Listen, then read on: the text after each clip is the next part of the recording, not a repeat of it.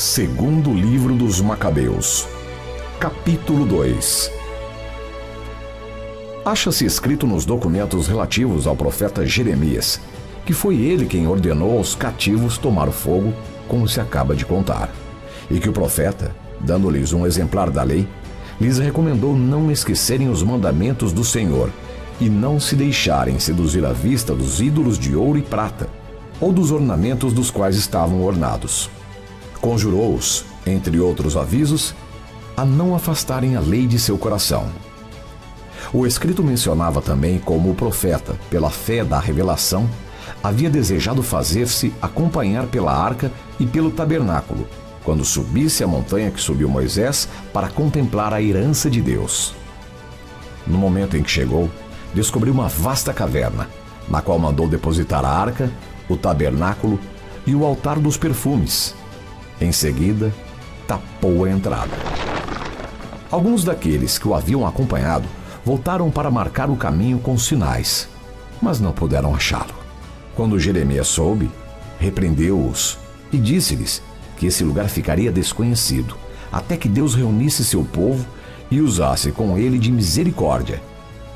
Então revelará ao Senhor o que ele encerra e aparecerá a glória do Senhor como uma densa nuvem, semelhante à que apareceu sobre Moisés e quando Salomão rezou para que o templo recebesse uma consagração magnífica.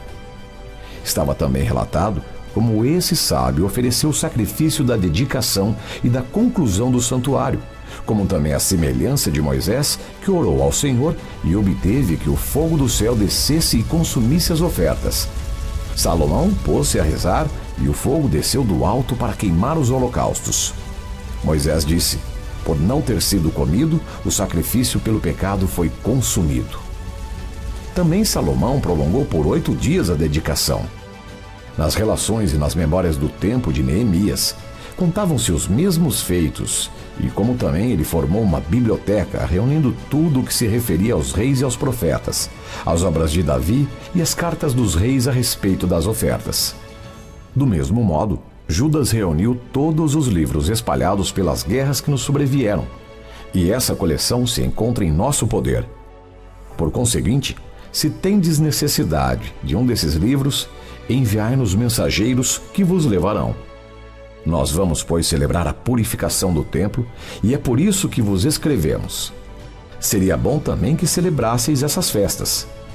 Foi Deus quem salvou todo o seu povo, e quem deu a todos a herança, o reino, o sacerdócio e a santificação, como havia prometido pela lei.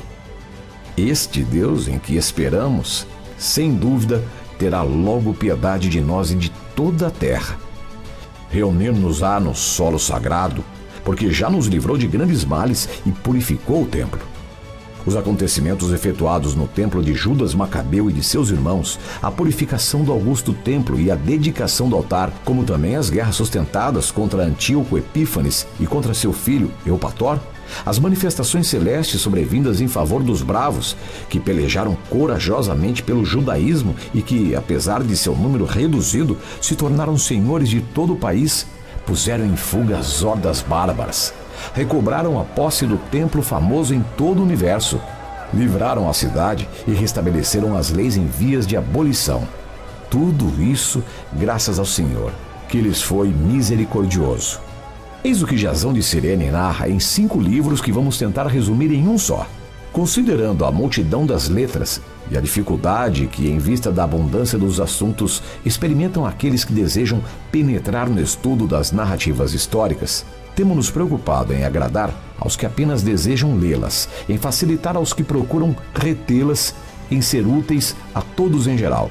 Para nós, que empreendemos este trabalho de resumir, não é coisa fácil, mas uma questão de suores e vigílias. No entanto, como aquele que prepara um festim, procurando satisfazer aos outros, assume uma tarefa penosa. Assim nós, de boa vontade, tomamos a nós este trabalho para obter a gratidão de muitos. E deixando para o autor o cuidado de tratar cada assunto em seus detalhes, nós nos esforçamos em expô-los com auxílio de fórmulas resumidas. Assim como para uma casa nova, cabe ao arquiteto preocupar-se com o conjunto da construção enquanto aquele que está encarregado dos afrescos e das pinturas só se ocupa com a decoração, assim, me parece, é o que cabe a nós. Ao autor de uma história toca aprofundar tudo, dissertar sobre tudo, procurar todos os detalhes. Mas o que resume deve, ao contrário, procurar condensar a narrativa e evitar a minúcia na exposição dos fatos. Agora, após tão longos prolegômenos, começamos a nossa relação, porque seria absurdo ser prolixo antes da história e breve na própria história.